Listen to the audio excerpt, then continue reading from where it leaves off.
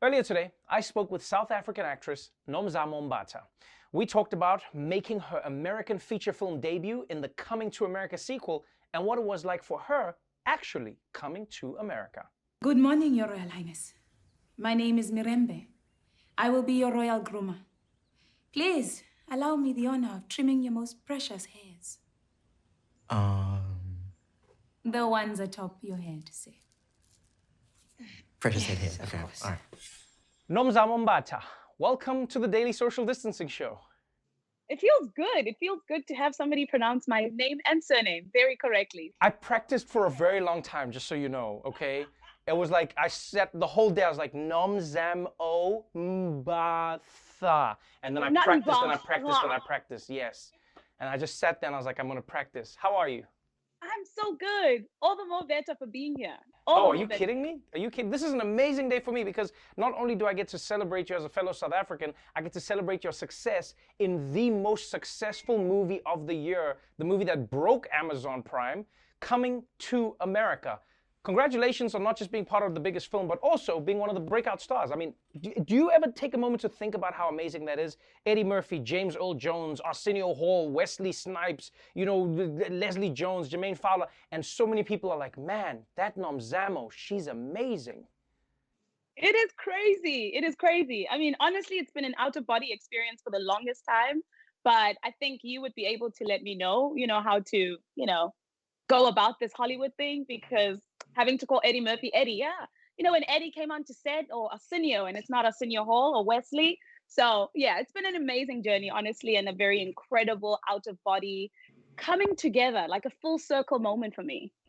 Your Coming to America story was almost as crazy as the original Coming to America story because you had to audition for this movie. You weren't in the country when you were doing it. Walk me through the story of how you came to be one of the stars in the movie.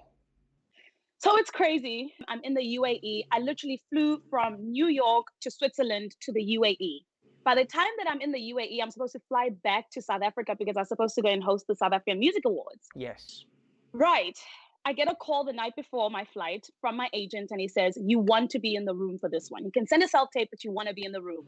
And I was like, listen, I've spent so much money flying in and out. These auditions are not working out, and I'm not going to spend another penny. And he said, well, it's for a lead in Coming to America. And I was like, well, I don't know. Pilot jet. Hello.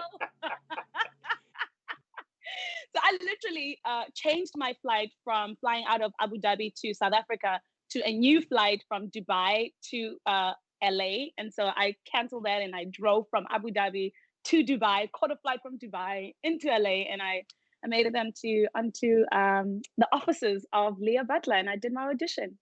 It is quite a feat, because I mean, getting into an American film is already a big jump. Getting into a major marquee film is another jump. But I mean, to be seen as one of the breakout stars of it is the ultimate celebration of what you have done.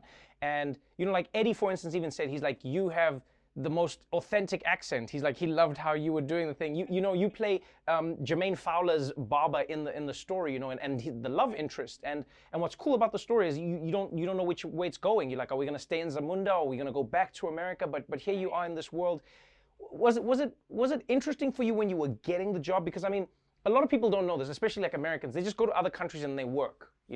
You can go to another country and you can work, and then if you're British, you can just go to another country and you work. But as a South African, there's such a big process behind. Like, you had to go to get a visa and everything, right? They had to approve you to come and do the job.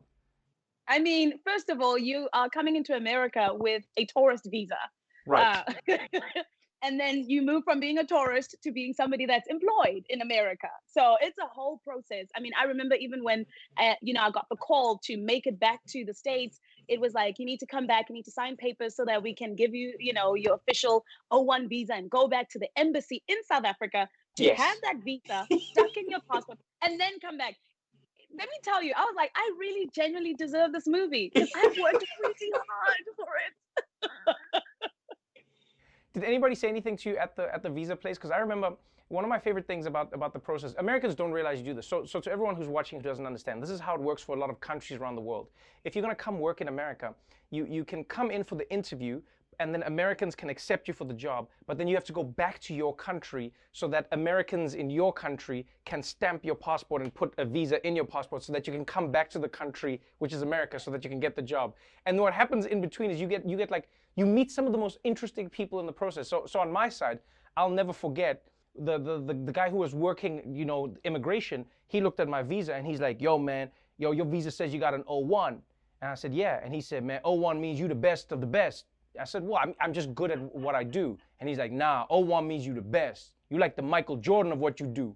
And I said, well, I don't know about that. He's like, what do you do? I said, I'm a comedian. He's like, you the Michael Jordan of comedy? I was like, I don't even know what. He's like, hey man, if I see your jokes and they're not funny, you're going back to your country, you hear me? And then he stamped my passport and I came in. So I want, like, did you meet anybody? Like, cause they always say interesting things.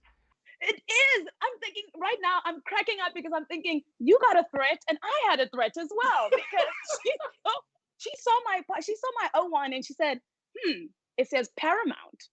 And I said, yes. She says, well, what do you do? And I said, I'm an actress. Oh, which movie? And I said, oh, Coming to America. And she was already, you know, I said, Coming to America. And she stopped writing. She looked up. She said, don't mess it up. So I'm like, no one wants to.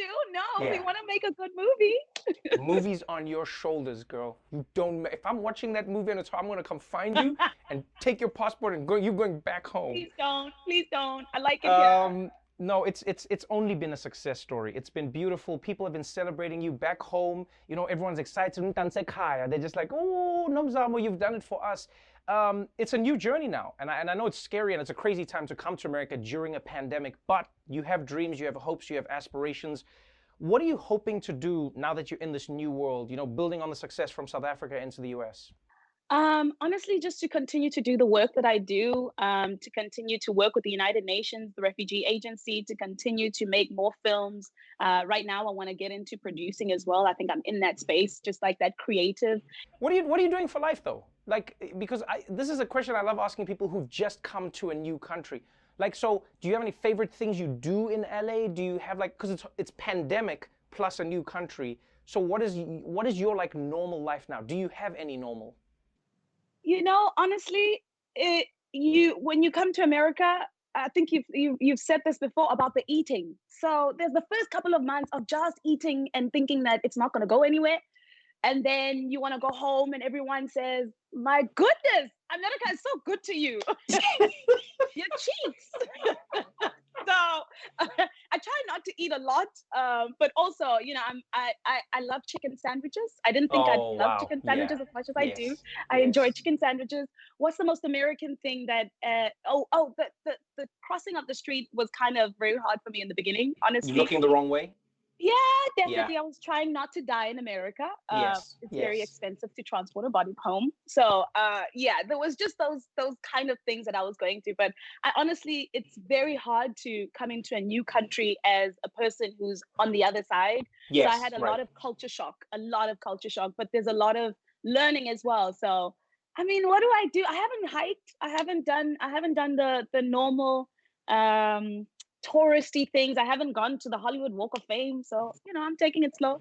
Oh, I love it. So what you need to do is, I'll give you a few tips for LA. What you need to do, you need to get like a really nice dog, and then you need to go for a hike. But then you need to dress as if you didn't care, but you have to dress as if you're on a runway, and then you go for the hike, and then make sure you don't sweat, but make it look like you were working out. Exactly. And do I need to have a bottle of water as well? But it must be like a special type of bottle. Like it must be a bottle that says something about you as a person. Very natural, but not too natural. Very, very natural. I mean? And then and then just enjoy LA. Be yourself, but don't be yourself. Just be who you think you should be, and you'll have a good time. This is too hard for me. This is too hard for me. I don't think I can be able to do it. I don't know. Can I tell you can I tell you the thing for real though is that's the great thing about what you're doing. What a lot of people do is you are you, and people are loving you for that. I think that's why you're successful in the movie. You play the character fantastically, and I think when people meet the real Nomzamo in real life, they go like, wow, she's even more of a princess in real life. So I think you're going to experience more success, more joy, and you have no risk of somebody taking away that passport. Thank you so much for joining me on the show. Thank you so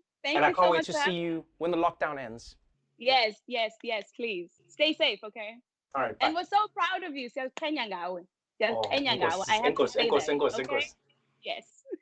Thanks, Trevor. Bye. Don't forget, people, Coming to America is available now on Amazon Prime Video.